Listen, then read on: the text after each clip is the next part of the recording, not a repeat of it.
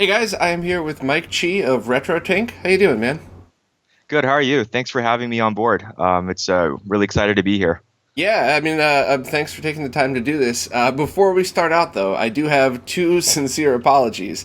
First of all, I believe you sent me this over 6 months ago, and the reason I haven't looked at it till now is because I wanted to dedicate the time it deserved. I didn't want to just plug it in and say yes, it worked. So thank you for being patient about that. I have a few of your things here, and I really just I didn't want to even plug it in until I knew I'd have the time to go through it. So sorry for dragging it on. Yeah, no worries. It's the least I could do. I think I mentioned this to you in a first email. It was your YouTube videos and your website that actually got me figured out how these Raspberry Pi hats work. So I owe you that much. Oh wow, that's pretty awesome. And the second apology is I think I've accidentally called you Mike Chang once or twice, and it's I not didn't just even because catch I'm that. like an idiot white guy. It's I actually follow Mike Chang. He's the big jacked fitness dude. So it's my bad. Jack Fitness, is that like a health thing? Yeah, he figured out a way to burn fat and build muscle by doing things in a specific order. That it's still really hard work, but it's a lot less than just doing the normal things. So you do workouts in a specific order, a certain amount of times a week, and then you eat a wide variety of food, but in this order, and and it really works. And the dude's got a chest out to here. He's friends with Terry Crews, the other gigantic bodybuilder, scary guy. So it's yeah. Although I don't look it, I actually have a lot of friends that are into that stuff. So we his name comes up all the time in conversation. So that's why just Mike Chi, Mike Chang, very close. Didn't even catch that. That's pretty funny. So, but yeah, so you have some pretty cool stuff here. I mean, the first one I saw was the component video board, which is really awesome because there are so many great CRTs out there that have component inputs that when I plugged this in, it's like an awesome little arcade experience, right on a CRT with just this board. And then you have all the way up. I think this is one of the first revisions. I believe you have even an even crazier one out there now, but. I guess I got to start from the beginning. And how did you even learn how to design anything like this? Is this what you do for a living? Yeah. So I'm an electrical engineer by trade. Um, what I did, I guess I studied double E in undergrad, and then I went to grad school. And then most of what I do day to day is basically building bioamplifiers. My company builds brainwave sensing headsets. So you put it on, and unlike what you would see in the hospital, where they have a technician jill up each position, take 20 minutes to set up, it's a pain for the user, makes a mess. The sensors we build are dry, which means all they need to do is touch the skin. So we build the headsets, the helmets, the sensors, digitizers, wireless electronics for that. So a lot of precision analog circuits. Video circuits are similar but a bit different. That's how I cut my teeth on electronics, and I got back into the video gaming stuff because I actually needed a hobby. Work was kind of driving me nuts. I was, working 60 hours a week, going crazy, and like any good engineering nerd, you relax by just doing more. More of the same nerdy shit. Yeah, Exactly. I know the feeling. Yeah. So this is I love it. This is pretty much what I do every day. That is very cool. You got to tell me a little bit more about the bio helmets though, because those things, those are always fascinating to me. My old company did medical computers, so it's touchscreen computers for hospitals and stuff. But it was basically every IT job I've ever had, just way cooler. There wasn't much other technology that I personally worked on. I got to see tons of awesome stuff, but not actually really play with or work on it. So what kind of brainwave scan stuff is it for people that have like tumors and they're trying to find the tumors? Is it for those things like I don't want to call it like a lie detector test, but when they try to track the brainwaves so they could see people's neural pathways, like you hold up a picture of a cat and then those things pop up in your brain. So Actually, I'm surprised you heard about that. That's one of the applications. So we're working with a few groups that are doing some of this lie detector stuff, and one of our users, the idea is it's a pretty old idea, but I think it's pretty cool. So they flash a series of images. Let's say you have a criminal, right? They've committed a crime. You flash a series of images, and if you have an image that only the criminal would know, that creates a very repeatable response called the P300. And it's involuntary. If you see it, you'll create this very repeatable response in the brainwave, and you can say, hey, this person has this knowledge within them. And if you can control the experiment such that only the criminal has this knowledge, then yes, that'll help. That'll help with the case. That's not used by the U.S. government, as far as I'm aware of. It's still very experimental.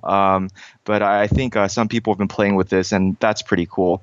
But as far as medical applications go, EEG, so what we do is EEG, electroencephalograms, and that's mostly used for seizure detection and sleep staging. So if you have sleep problems, you go into a hospital, put the electrodes on the head, they tell you you're in wake, REM, stage 1, stage 2. And what we're trying to do is basically make all that process much simpler by giving people devices that they don't need a technician, that they can do at home.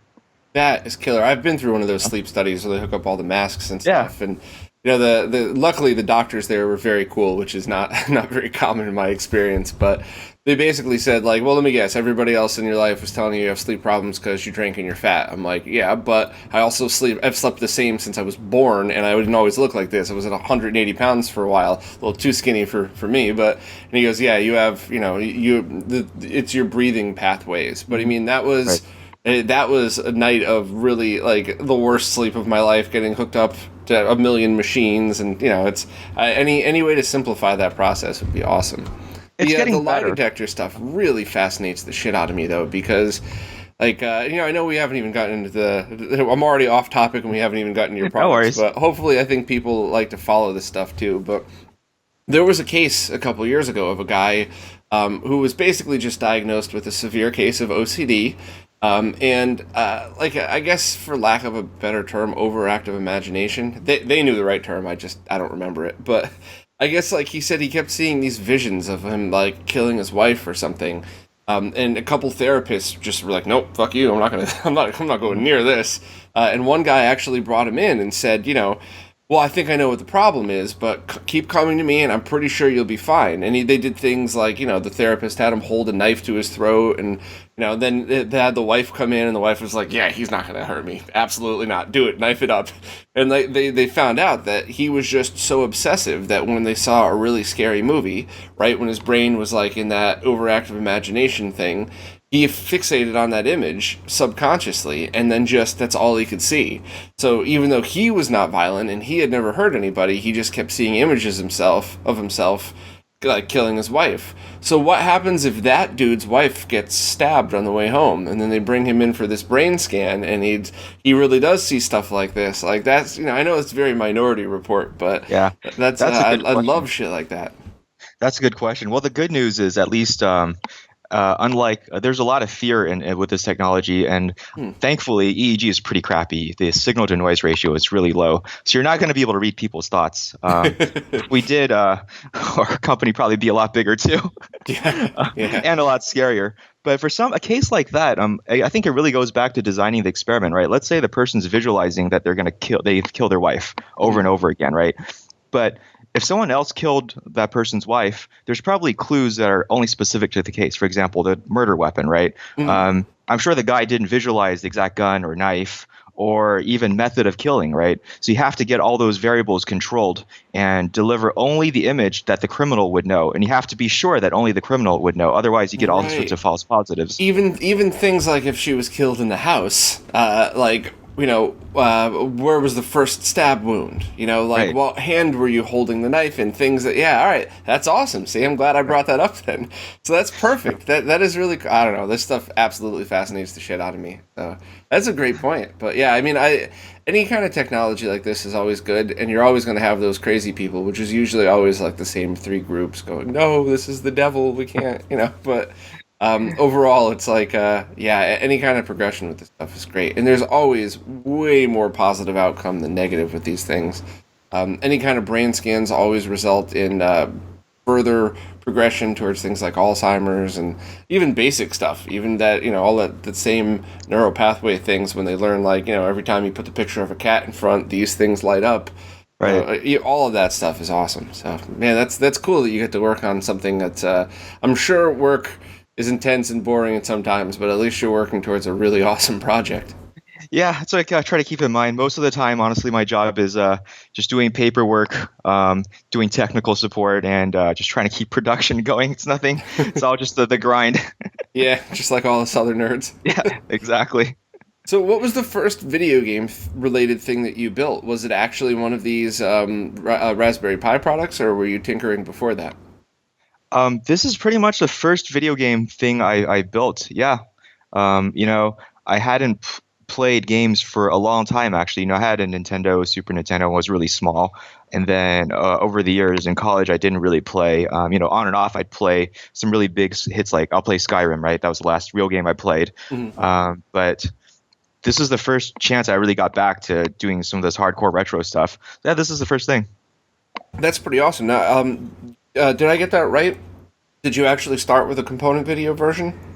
Yes, I did. I read your website and I was looking at your videos and I was like, hey, there's these SCART options, right? The Europeans have SCART. And of course, you can buy a PVM or BVM and you could use the VGA and a sync combiner, right? But I was like, when I was young, we had TVs with component input and that looked pretty good. That was a big deal here in the US is, hey, you finally have component input, right, for the DVDs, and it gave you great image quality. Like there wasn't a good way to do it.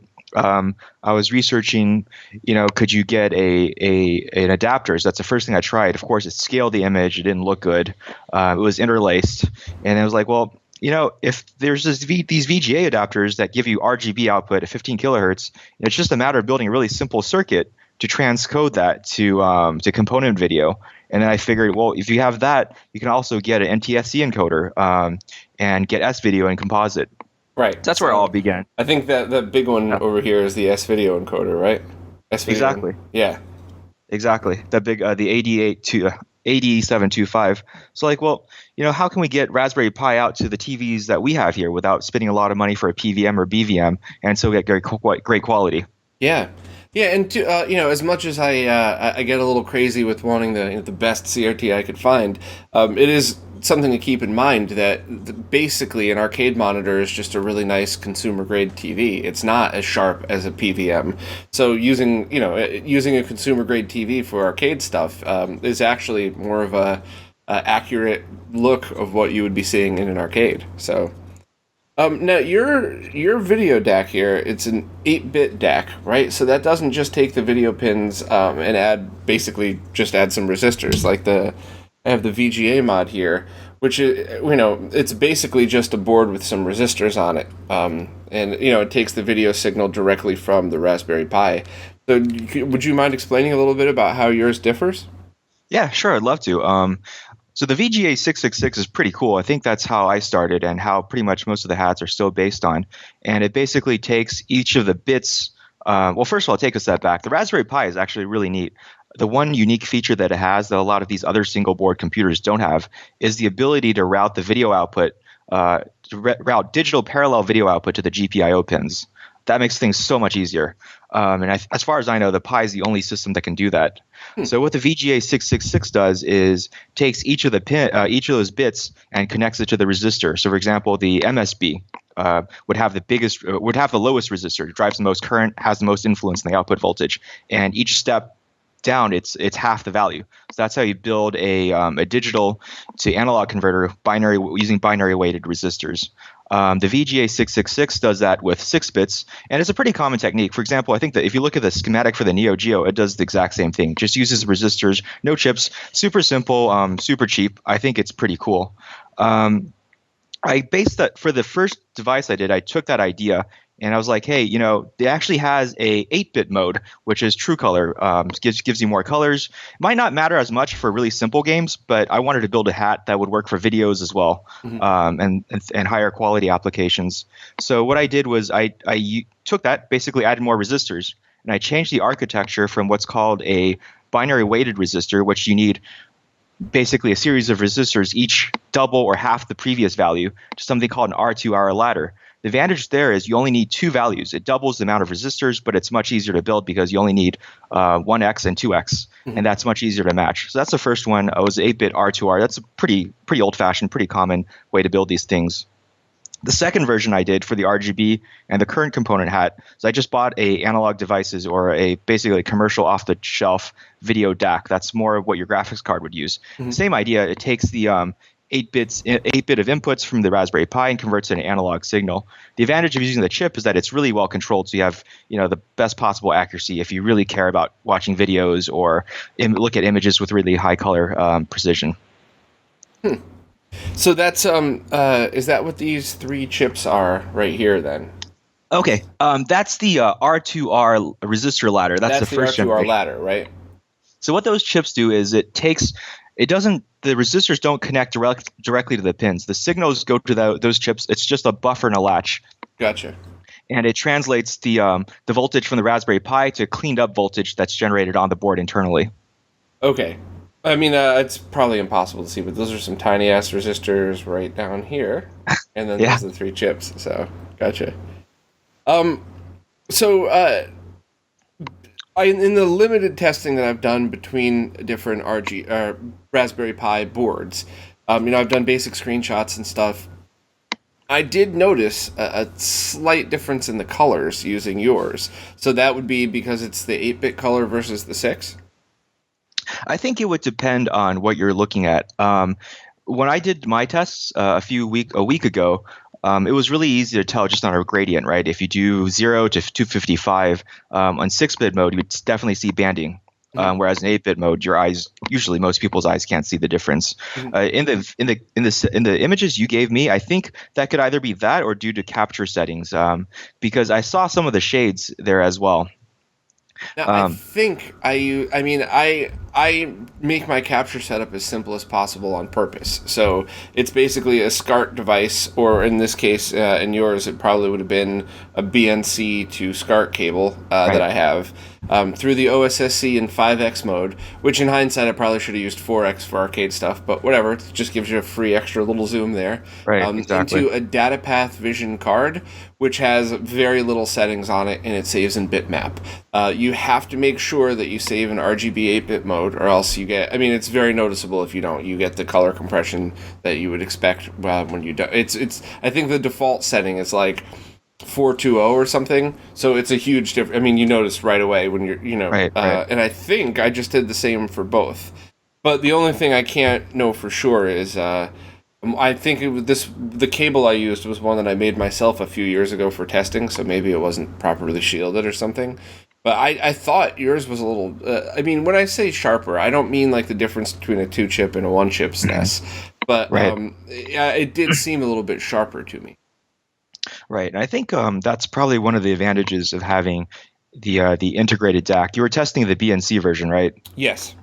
I think because the integrated DAC has really precise matching, and it makes sure that all the signals propagate evenly, right? Because each of the bit lines may propagate at different speeds. What the chip does is it latches them, synchronized to the pixel clock. That might be due to it, but I think there's a chance it might still be due to capture settings.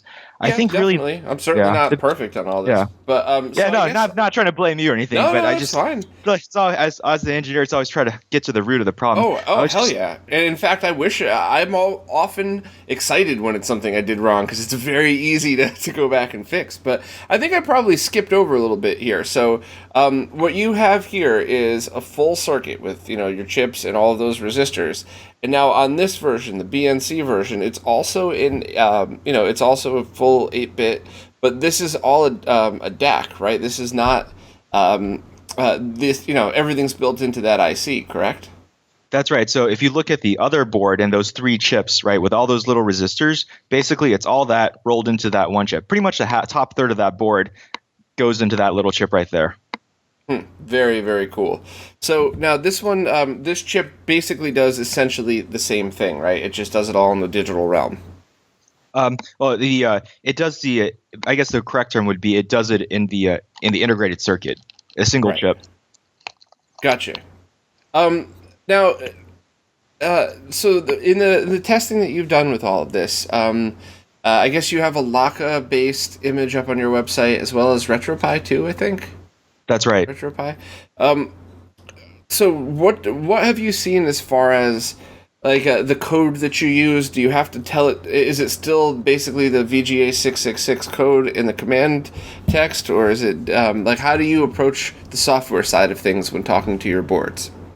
That's actually really simple. One of the nice things about these Raspberry Pi distributions is they're actually all pretty similar, and the way Raspberry Pi folks set it up makes it pretty easy to configure. So all you have to do is go into the config.txt, set the overlay from VGA 666 to DPI 24, which unlocks all the GPIO pins for the video output. And then there's one other line, I think display output format, you change that to 519, which then does the 24-bit versus 18-bit output. So that's pretty much it. And then from there on, you can use my image, or you can take my image and change the settings to VGA 666, which I've helped some people do. Mm-hmm. Or you can use like the Arcade Forge Pi Discard and modify their settings to the 24-bit mode and use theirs. So it's all pretty interchangeable, and it can be done with just a few tweaks.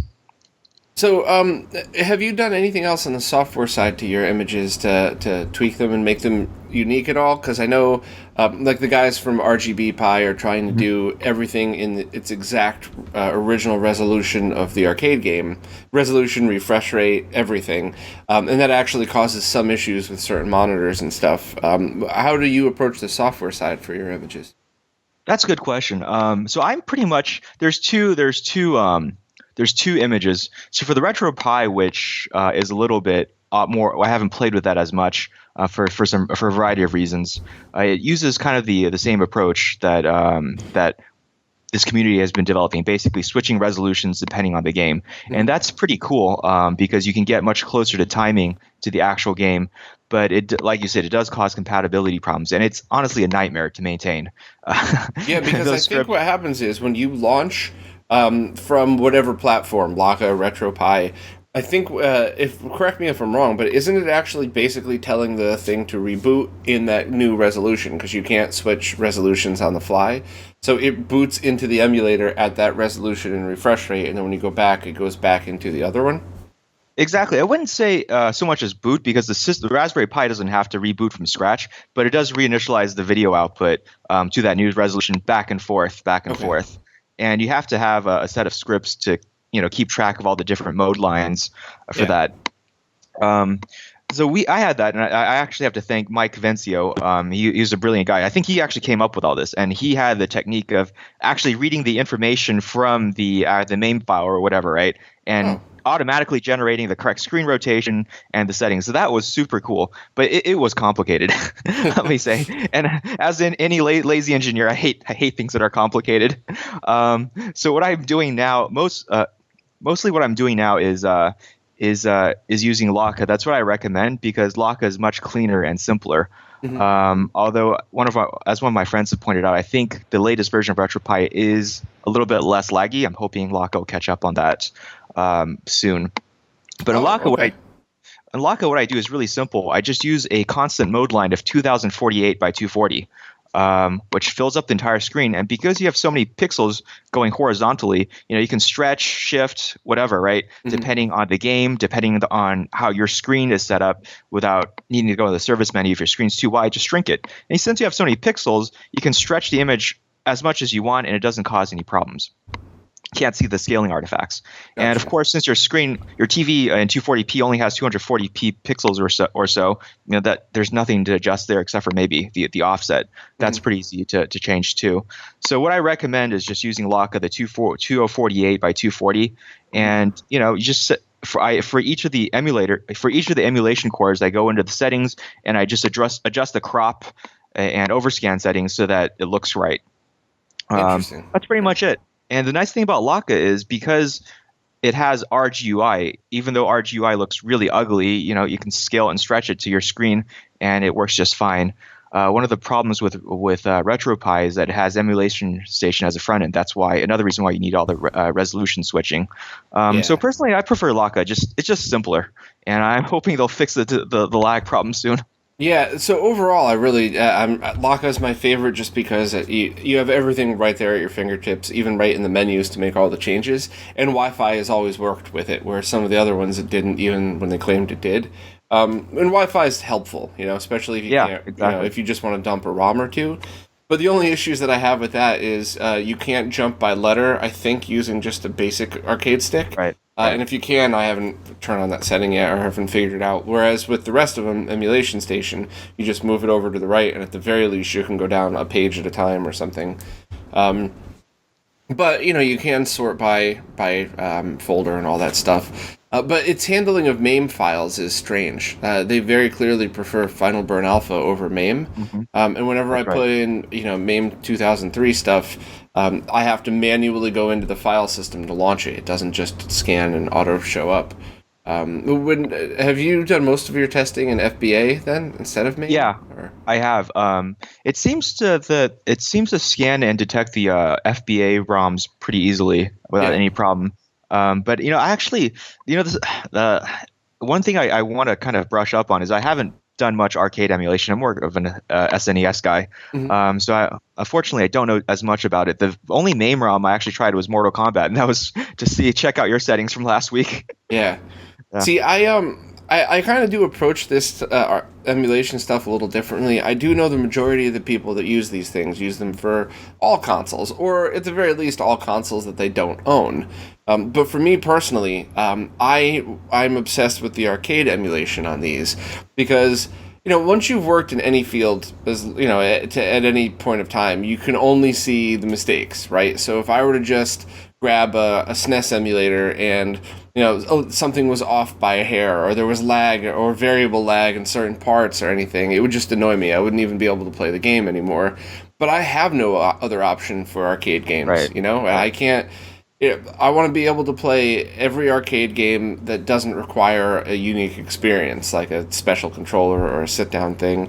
So that's why I'm all about these for arcade use, and that's my main focus. And that's why I'm starting to talk to a lot more people who I guess are what you would call experts at arcade emulation and different platforms and stuff like that. So it's always exciting to me to get any more info on that, just to try to get a better arcade experience through an emulator, Yeah, no, that makes sense. Because you can't, arcades are pretty much the only system where it's really hard to actually get the system, right? You have no choice. Yeah. And you can still play the originals for a lot of the other stuff. And it's going to be a serious issue forever because, if FPGA programming becomes more mainstream and something that more people learn about, we'll start to see more, really accurate cores like Kevtris has been doing for every console. But I'm sure we'd eventually get that for things like the CPS2 arcade board, the Street Fighter 2 that, it's imagine a video game console for an arcade machine. I'm being a little bit general, but you have the console, and then you could just stick in different games. So if somebody does an FPGA reverse engineer of that, then you get all of those games with it. And there's a few platforms like that, but a lot of these arcade boards really only supported a few games. So the only way to really play them, even with all that, is emulation. So that's why I'm kind of just really excited about all the stuff like this. So now you have a few other models of these out at the moment as well, correct? Yeah, that's right. Since I think last month, I basically upgraded the component version, and I almost unified the component RGB basically in a one. I got a lot of requests. Well, one board does component, one does RGB. I want to have both because I want to take my Pi to my consumer CRT. I want to play my PVM. Want to do it at the same time, right? So that's the latest version where I take the integrated D to A and I combine it with a component output, and to get everything all in one. You have VGA for RGB. You have the 3 RCA. So you basically have this, but then you would add the chip. It would probably be this one for the component video output, right? Yeah, the big one on the corner. Yeah. Oh, sorry. You're right. The component transcoder is a series of little chips, and then the composite and the S video is that big one. Gotcha. So I basically merged everything in one, and instead of the B and C, I have a VGA, which saves space. You can get a VGA to B and C output pretty simply. Definitely, and you could get custom VGA to SCART cables made too from the different manufacturers. And your boards are stackable too, if I remember correctly, right? So if even if you already had an older one, you could put one on top of the other and use them both?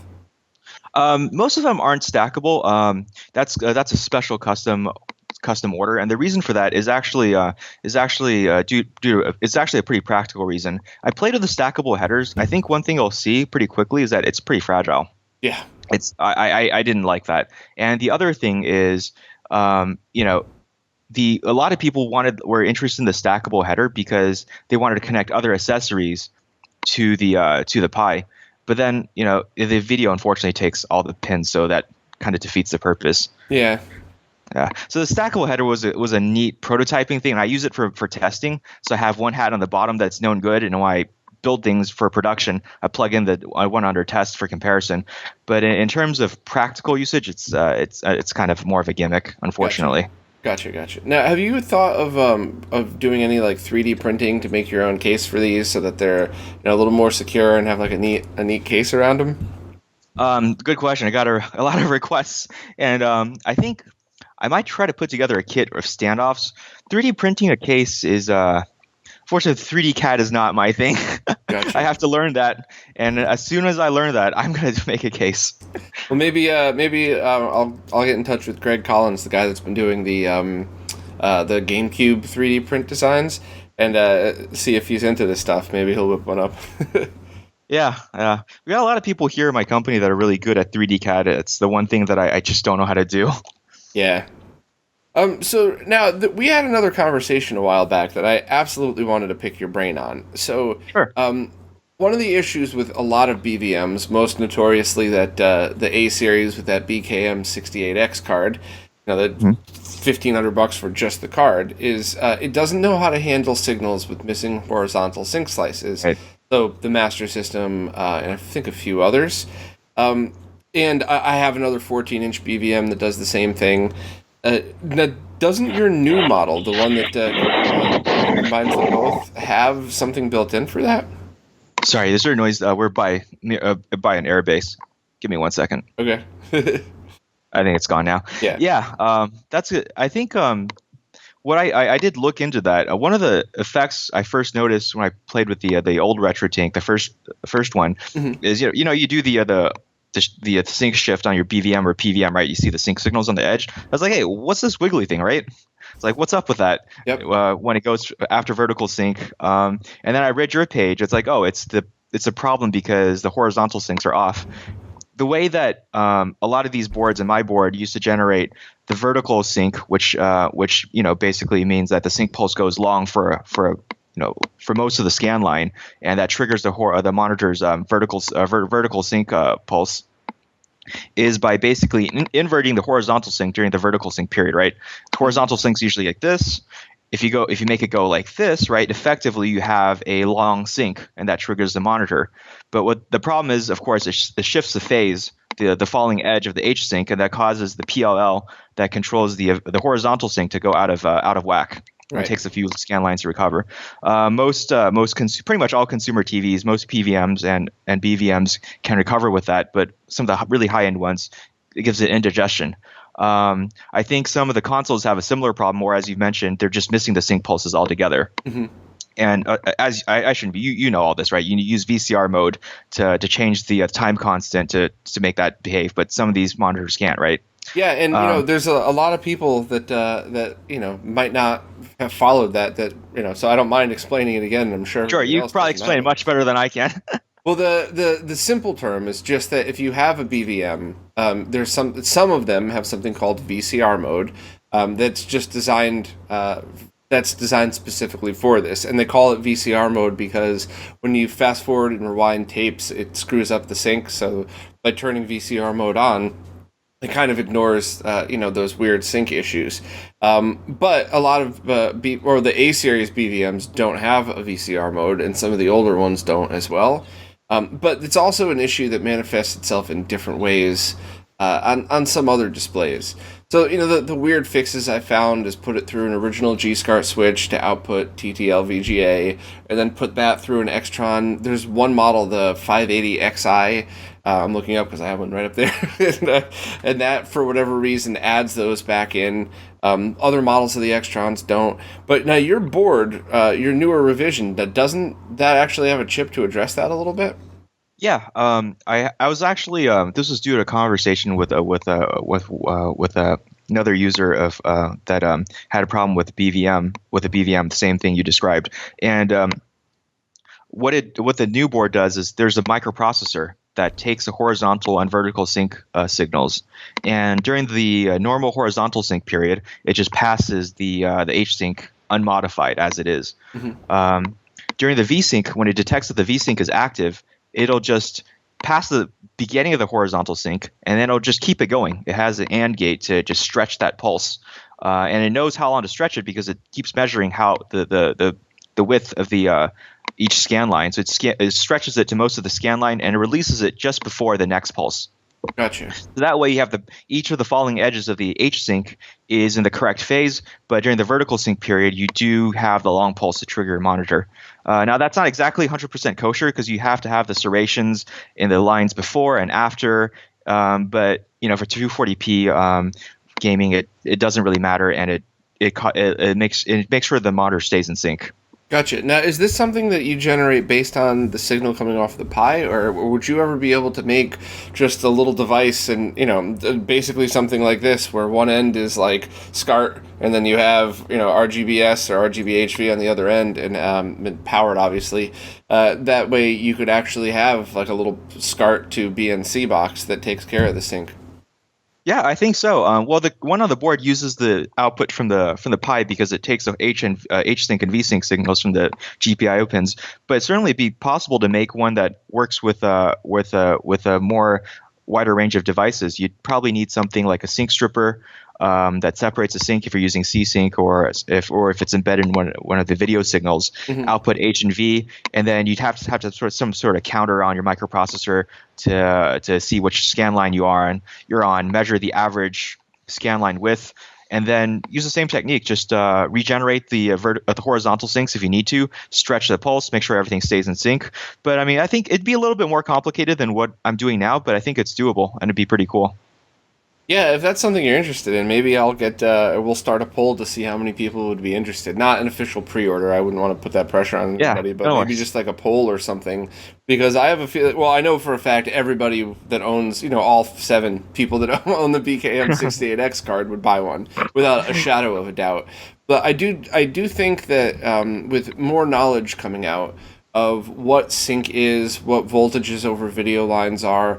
If there's a device that's out there that could take the signal that's coming in and make sure that it's the proper signal going out, would you be able to build in? And maybe this isn't even possible. I am not an EE. I just play one on TV. But is there a way to actually use some kind of safety checking to make sure that the voltage coming in won't exceed a certain amount on the way out? Yeah, I think so. I think maybe even more simpler than that.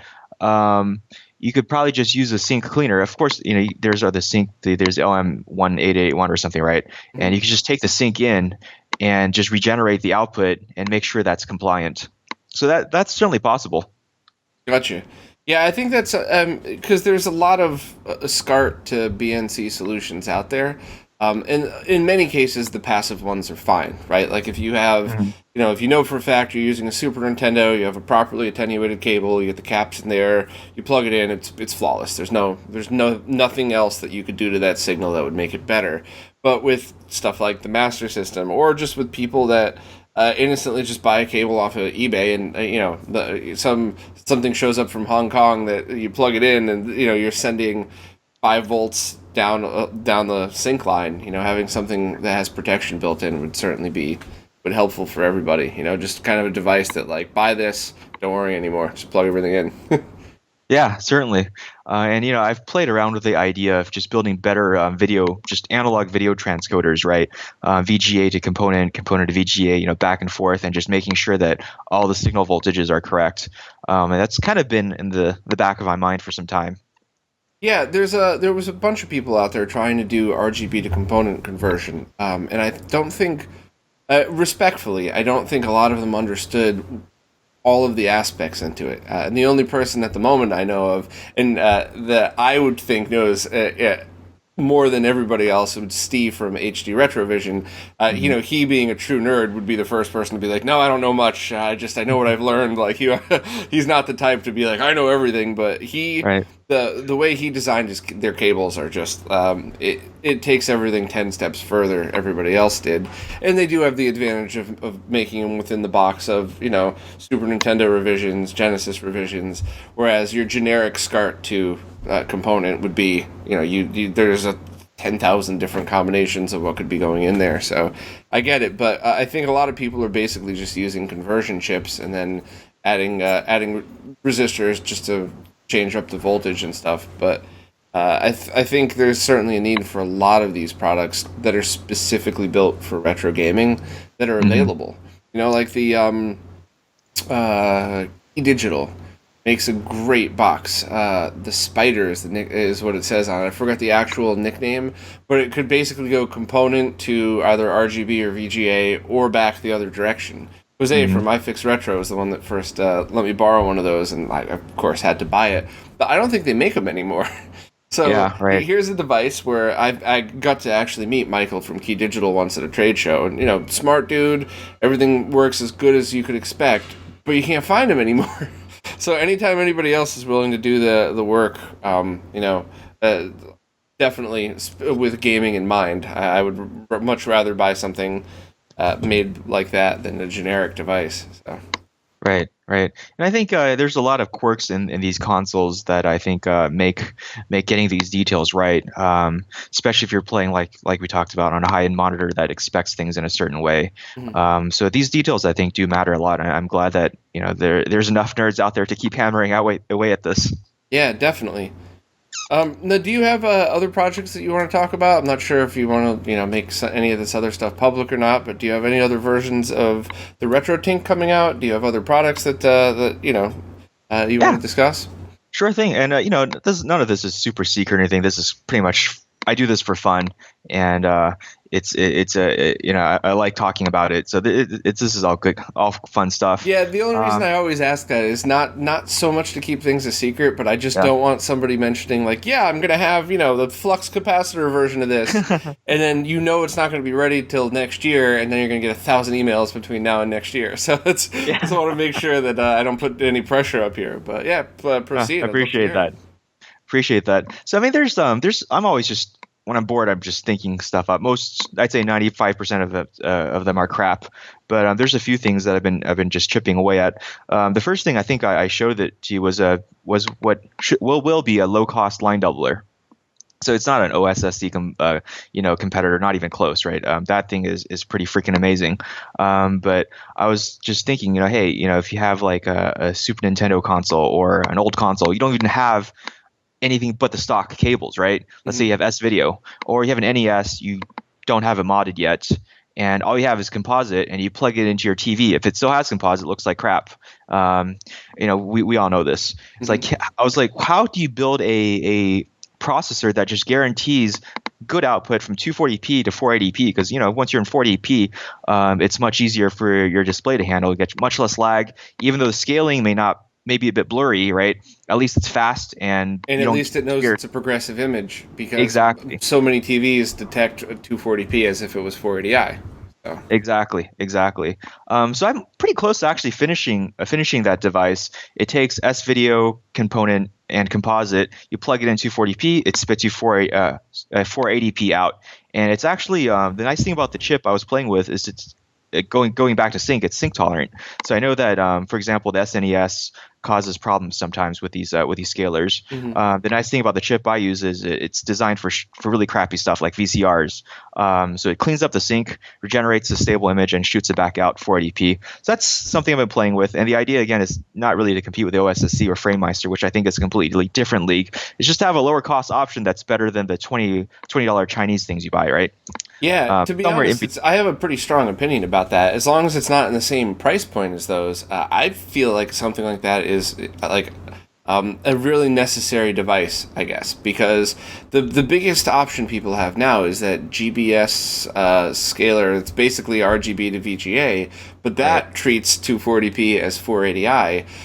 You know, and it's this kind of board you have to make custom cables for and everything if you want to do RGB and stuff like that. So it's to have an inexpensive solution, meaning, you know, not the $200, $300, $400 of the FrameMeister and OSSC, I think that would be something that people would really appreciate and benefit from. Yeah, so keep that so that's one thing I've been keeping in mind and trying to get that done as soon as I get some time. It seems to work pretty well. The only thing I'm not quite happy with, I'm not sure if there's a solution. Well, there's a few things. As an engineer, there's always things that you're not happy with, right? I was hoping to get scanline generation working, but that messed up the HDMI output, so no scanlines. But I think at 480p, scanlines are going to be pretty ugly because you're throwing away half your pixels. Gotcha. Whereas the nice thing about OSSC, your 5x or 4x mode, you just do every few scan lines, looks a lot better. And the other thing I didn't really like is that it's not at 480p, it's not as sharp as line 5x, right? Right. Because there's just not enough pixels to go around. Hmm. But yeah, I mean, I think otherwise it works pretty well, and I hope to get that done soon. Now, do you have a kind of sort of estimate for the price point on it?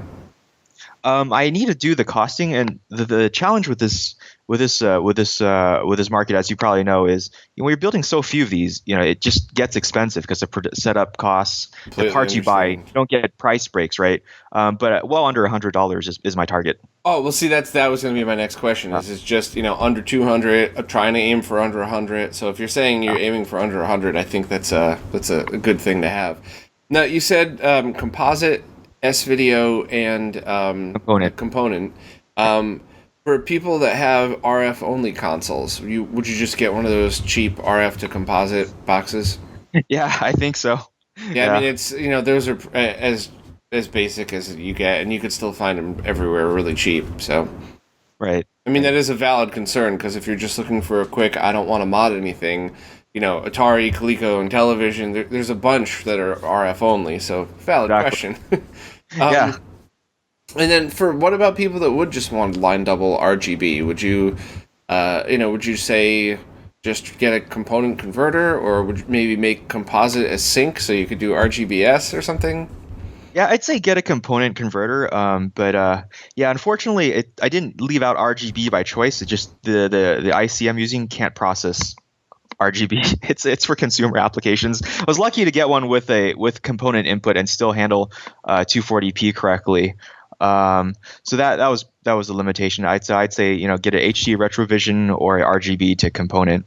In general, I guess my philosophy I've been designing for is I've been designing things for the NTSC North American type market where we don't have SCART or RGB. I'm just trying to get the best we can given the displays we have and the cables we have. Trying to keep things simple, as simple as possible. Yeah, makes sense. And I mean, with all due respect, this product wouldn't be designed for people that want RGB into a PVM. This is something to make things easier for everybody else. So it's not, it's not under the umbrella of this. But I knew people were going to ask the question, so I wanted to beat them to it. Yeah. No. And it's HDMI out only, not VGA as well? HDMI output, I guess the next revision, I'm hoping to have a VGA output. And the nice thing about VGA is because you can intercept the analog signal and you can generate scan lines. It actually looks, I did that, and it looks pretty good on a VGA monitor. That's another option I think that's a bit underutilized. Get a nice VGA monitor, run it at 480p, generate scan lines. I wouldn't say it's as good as a BVM, but in some ways, you get like 80% of the way there at a tenth, at 1/100th of the cost, right? Yeah, that's exactly it. And I know a lot of people that do fighting tournaments and stuff, and they'll take like an N64 and they'll do RGB to VGA conversion. So just a basic line double. Even I've seen people use the OSSC for this. And then there's actually a really great Tendac, I think is the brand.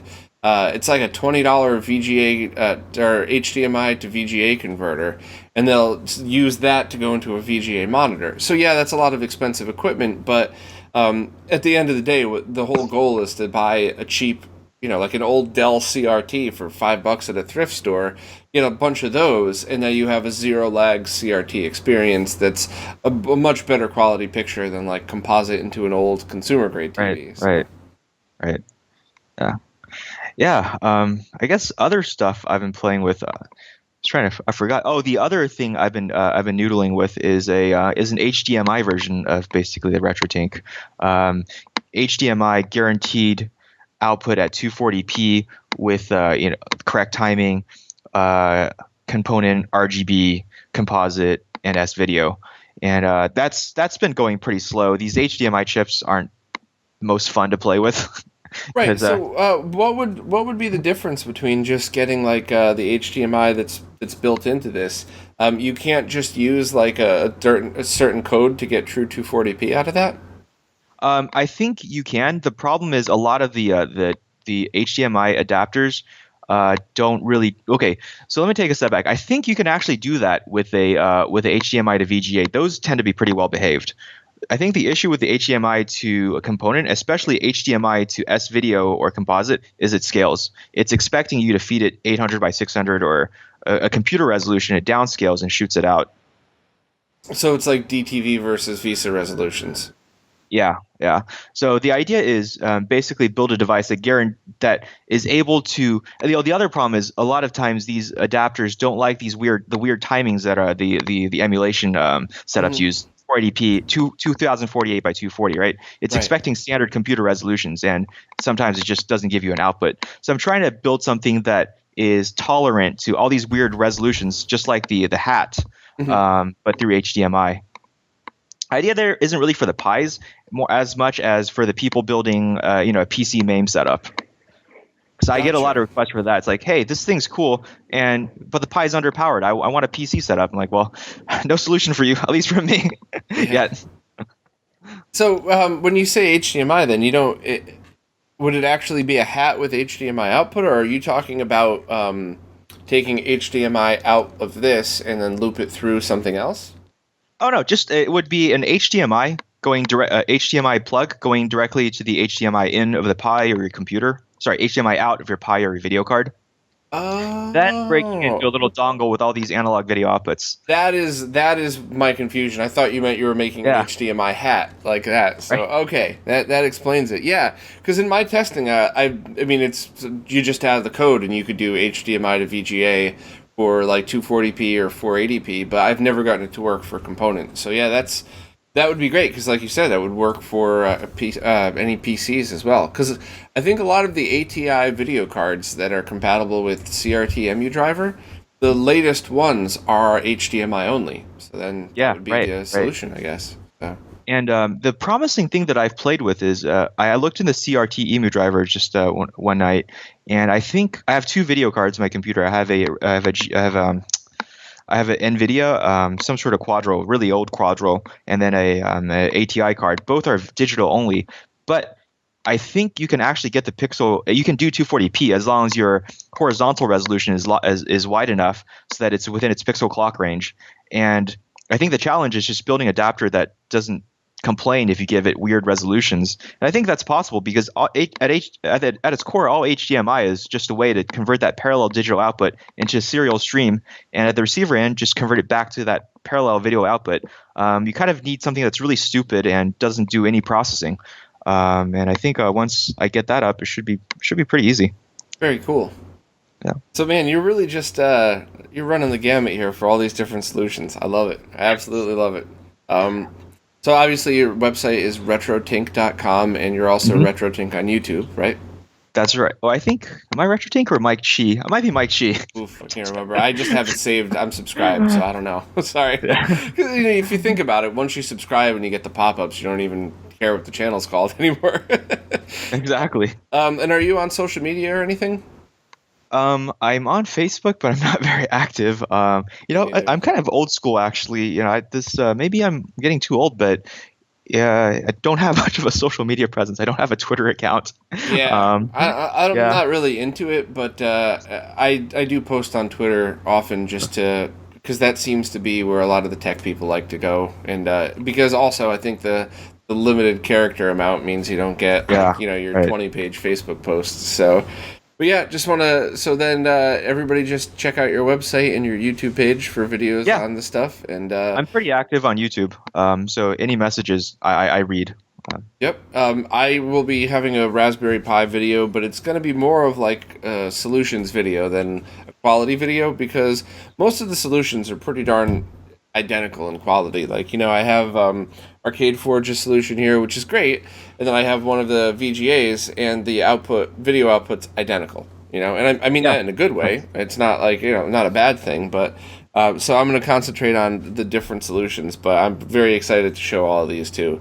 You know, it's you got everybody covered. You got, you know, great consumer grade TV. You just throw that right in with component. You know, crazy people with the BVMs and PVMs like me, you get this one. So Right. thanks, and you know, please keep doing this because I'm a big fan of your work, and I know a lot of other people are. Well, thank you, and like I said, I really appreciate the work you've done. I think you helped me get started. I'm probably not the only one that you've helped Thanks, man. by far. All right, well, leave your comments down below, and I'll see you guys next time. Thank you.